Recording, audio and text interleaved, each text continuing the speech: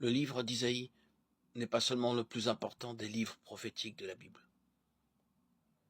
Il est aussi celui qui annonce de manière la plus forte, et dans de nombreux passages du livre, la venue du Messie, fils de David.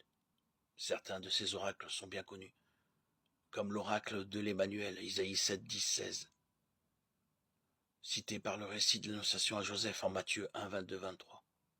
L'oracle sur le rejeton issu de la souche de Jessé sur lequel reposera l'Esprit du Seigneur, Isaïe 11, 1, 9. L'oracle enfin sur la naissance d'un enfant, conseiller merveilleux, Dieu fort, Père éternel, Prince de la paix.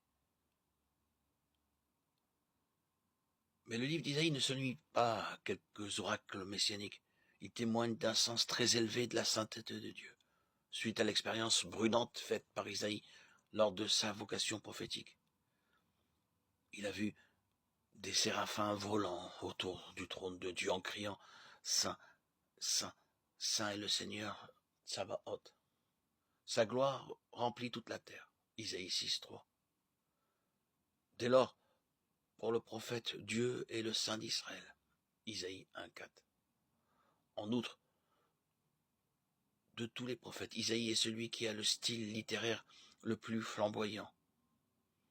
Il sait chanter comme nul autre. Le désert est la terre de la soif, qu'il se réjouisse.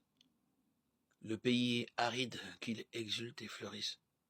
Comme la rose, qu'il se couvre de fleurs des champs, qu'il exulte et crie de joie. La gloire du Liban lui est donnée, la splendeur du Carmel et du Sharon. On verra la gloire du Seigneur, la splendeur de notre Dieu. Fortifiez les mains défaillantes, affermissez les genoux qui fléchissent. Dites aux gens qui s'affolent, soyez forts, ne craignez pas. Voici votre Dieu. Il vient lui-même et va vous sauver. Isaïe 35, 1, 4. Il faut laisser le livre d'Isaïe pénétrer nos cœurs, notre âme, notre vie.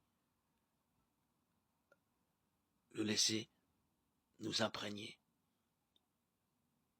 Laisser ces images magnifiques retentir en nous. Les méditer, s'en nourrir, se laisser toucher par son zèle ardent au service du Seigneur, par son amour pour la parole de Dieu, afin de grandir dans la foi, car, comme le disait le prophète au roi Achaz, incrédule, si vous ne croyez pas, vous ne vous maintiendrez pas. Isaïe 7, 9.